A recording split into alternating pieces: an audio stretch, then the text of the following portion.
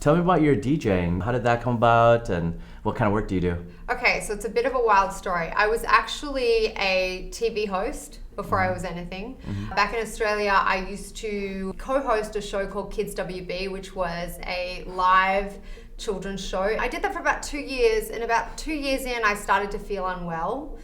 And it took me a little while to get a proper diagnosis, but I was diagnosed with a golf ball sized brain tumor. Whoa. Yeah.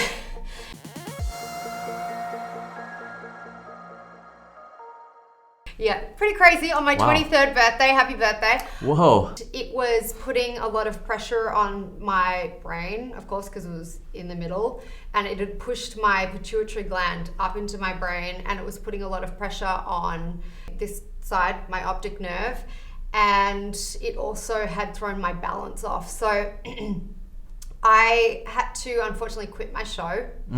And for the next couple of years, I was on medication to shrink the tumor down to a size where they could remove it, which they did. And in that time, I wasn't able to do a whole lot. So I spent most of my time at home because I couldn't walk in a straight line. So Wow. A friend of mine who was retiring from his DJ career called me up and said, "How you doing?" And I said, "Well, you know, I went from having this great career that I thought was my life and to being stuck at home, so I'm a bit depressed." And he said, "Well, you'd always sort of joked around about wanting to DJ. Why don't you give it a go now? I'm wrapping up my career. I'll bring my decks around to your house and you can teach yourself to DJ." So I thought, oh yeah, that sounds good. So he brought his decks around, he gave me a lesson, and I sat down. And back then there was no such thing as laptops or USBs or anything like that. It was just literally old school CDs. So he brought this huge thing of burnt CDs, and I sat there for 3 months just pushing buttons and turning knobs until I figured out how to mix. Oh, they were CDJs. They were CDJs, but you know, very old rickety things. I think they had cigarette burns in them, and they were really authentic. Yep, they were. Then I had my surgery. Obviously, that went extremely well, which is wonderful. I'm fully recovered, and I was offered my first gig by the Herald Sun, which is a well-known newspaper in Melbourne, where I'm from, and it was to DJ their Christmas parties. So I did that. And I was terrible, completely inexperienced, but I had the time of my life. So that was how the DJ career started. My intention was to go back into TV hosting, but the gigs are few and far between, and I was getting lots of offers to DJ because there weren't many women doing it at the time. So that became my main focus. What year was that? That was, good question.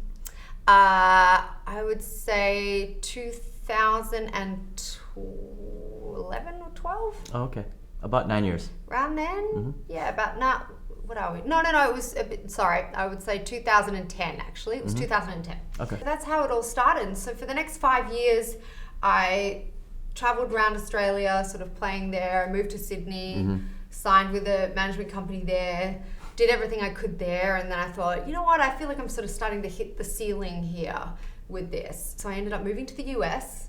And when I moved here, I knew 2 people, which now that I look back on it was a pretty bold move, but I didn't really know any better at the time.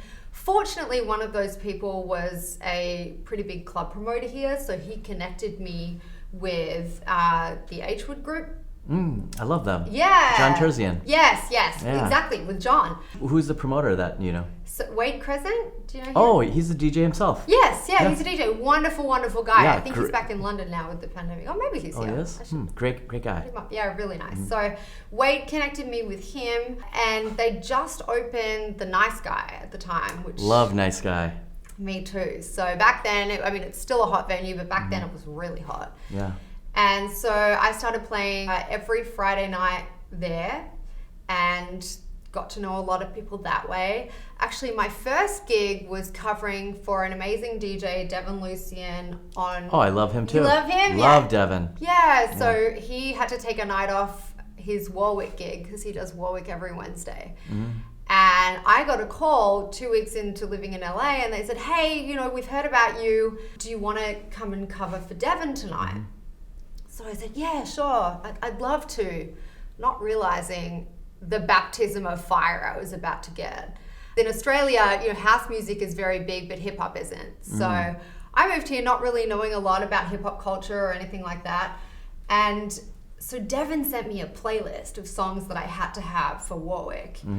I spent 11 hours downloading them all, and Wow. I had no time before the gig to actually go through and listen to the music and Oh, wow. and get to know the songs. Wow. So I turn up to That's this terrifying. gig. I mean, this is the ultimate fake it till you make it story.